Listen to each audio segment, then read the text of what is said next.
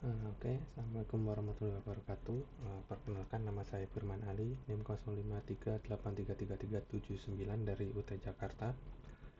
Kali ini saya akan mempresentasikan tugas 2 pemrograman berbasis web. Oke, jadi struktur aplikasi untuk tugas 2 saya seperti ini. Jadi ada index HTML di sini cuman sebagai halaman awal aja, jadi tidak ada apa-apa di sini, cuma ada greeting selamat datang aja. Kemudian ada halaman stock dan halaman tracking. Kemudian untuk JS-nya ada 3 JS di sini. Satu untuk stock, jadi logic untuk di halaman stock ada di sini. Kemudian ada tracking app.js, ini untuk logic dari halaman tracking. Kemudian root.js ini hanya sebagai routing saja untuk navbar bagian atas. Oke, ketika ditampilkan akan seperti ini. Ini halaman awalnya, kemudian ada halaman untuk informasi bahan ajar di sini dan ada tracking pengiriman. Oke. Untuk di tugas ini saya menggunakan 2 voucher, itu untuk filtering by UPPJJ dan by kategori. Oke.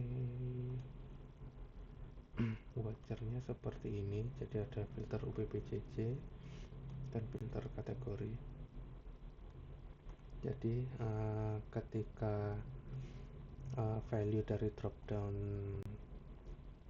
misal dropdown UPPJJ ini semua, berarti semua data akan ditampilkan. Jadi ada 4 data di sini.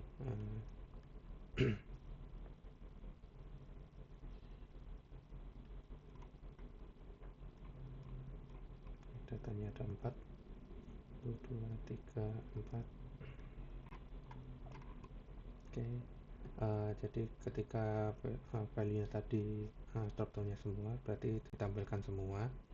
Ketika dia memilih salah satu, maka list yang 4 data ini akan dimasukkan ke stok temporary. Stok temporary ini untuk menyimpan data yang fullnya dulu. Jadi misal kita filter seperti ini, Jakarta hanya muncul 2. Kemudian ada button reset juga di sini untuk menghilangkan semuanya, semua filternya. Oke.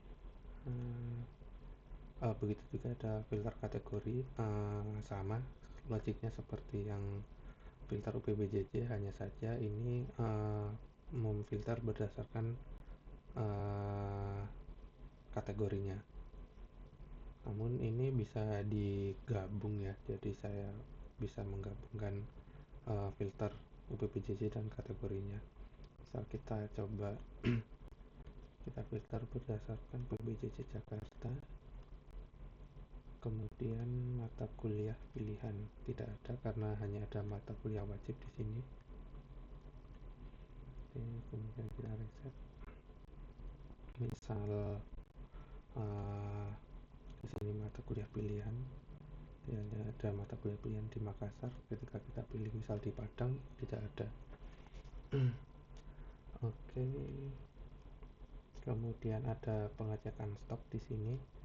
Jadi pengecekan stok di sini kita ada tombol yang hanya membutuhkan restock.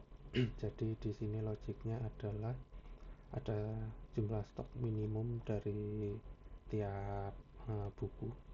Itu misal di sini untuk pengantar manajemen ini ada 20.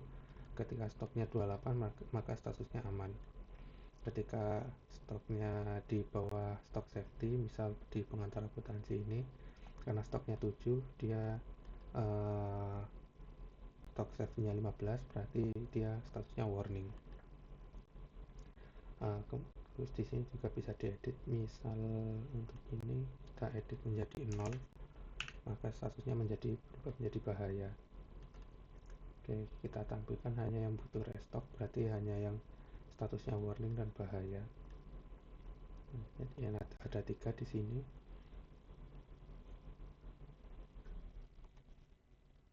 Di sini kita mengecek untuk di stok temporarinya dulu. Kalau dia stok temporarinya 0, berarti lengthnya 0, berarti tidak ada filter yang uh, sedang dipasang. Jadi stok temporernya diisi dengan stok, kemudian dicek berdasarkan filternya tadi, berdasarkan item quantity yang lebih kecil daripada item safety atau item quantity-nya sama dengan 0. Sebenarnya ini juga redundan sih, bisa dihilangkan saja sebenarnya ini,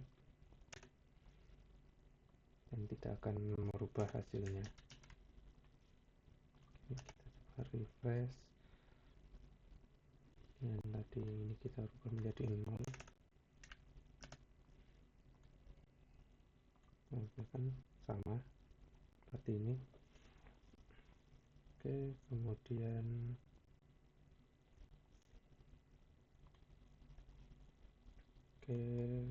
ini reset tadi sudah kita demokan juga, mereset semua filter dan restocknya.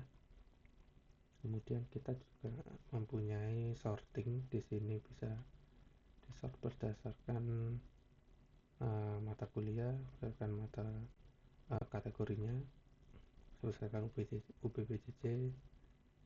Hanya 3 yang sortingnya saya pasang di sini. Kemudian kita juga bisa menambah bahan ajar, misal kodenya 4118, judulnya mata kuliah tes, kategori mata kuliahnya MK pilihan, ke daerah Padang misal, lokasi rak R001, jumlah stoknya ada 40, stok safety-nya adalah 20. Tes.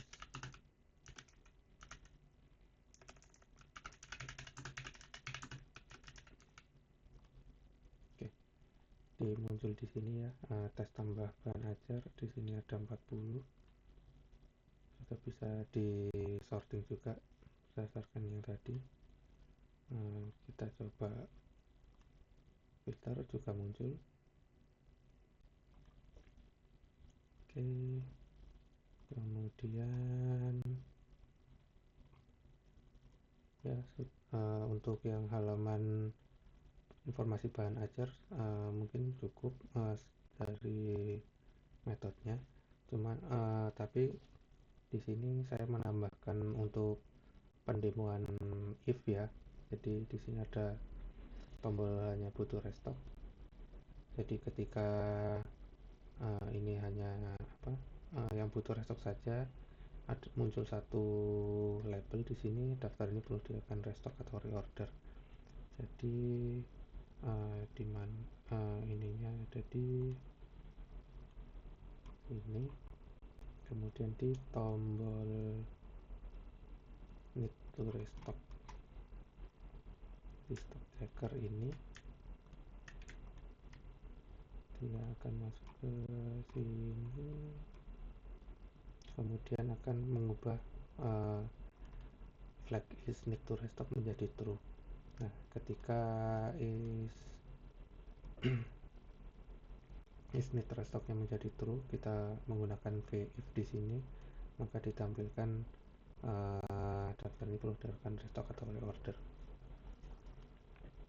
Oke, kemudian di sini sama juga, show modal ini juga menggunakan if untuk memunculkan ini, karena defaultnya show modalnya false. Ketika button tambah bahan ajar ini diklik,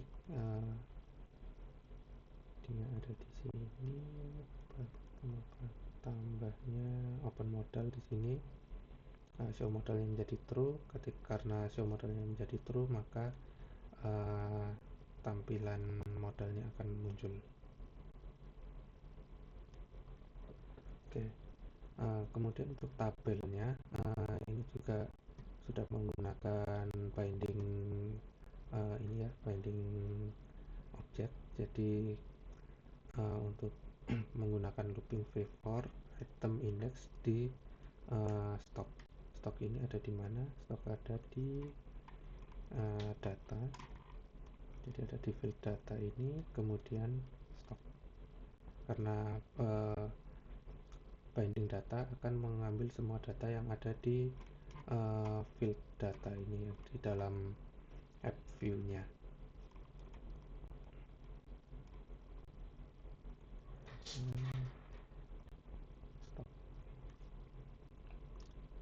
Oke, kemudian di looping berdasarkan itemnya, kemudian ditampilkan di tabelnya seperti ini.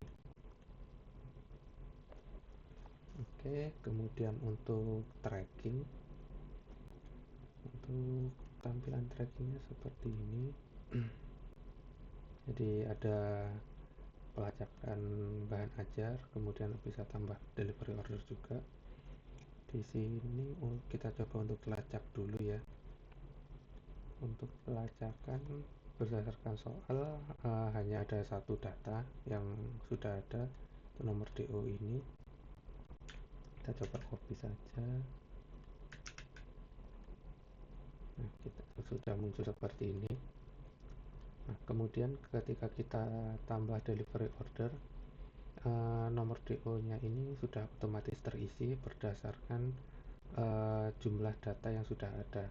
Jadi karena di sini data trackingnya hanya ada satu, maka nextnya yang diisi adalah 002 dan tahunnya juga. Jadi tahun sekarang plus jumlah yang sudah ada, jumlah data yang sudah ada plus 1.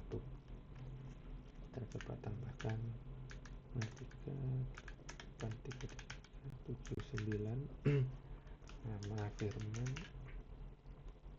ekspedisi kita coba pilih reguler, paketnya ini. Nah, ini juga sudah terdefine ya sebelumnya. Jadi paket ini untuk T01 isinya itu sudah terdefine di data, jadi kita tidak perlu mengisi dan sudah di disable. Yang tanggal kirim juga kita bisa ubah,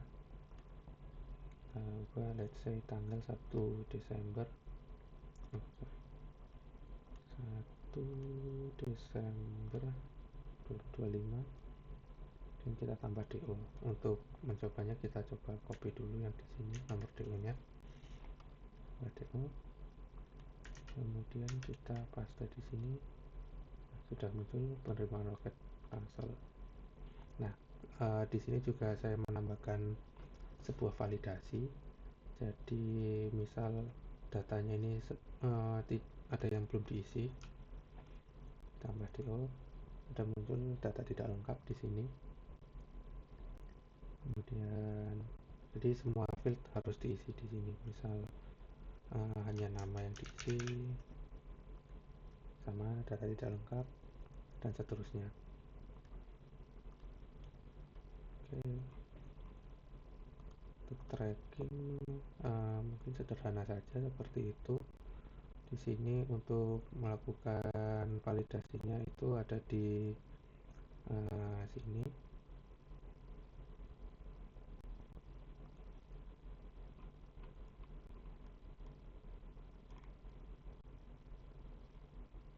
Ya, gitu. Oke, mungkin sekian presentasi tugas 2 pemrograman berbasis web dari saya. Assalamualaikum warahmatullahi wabarakatuh.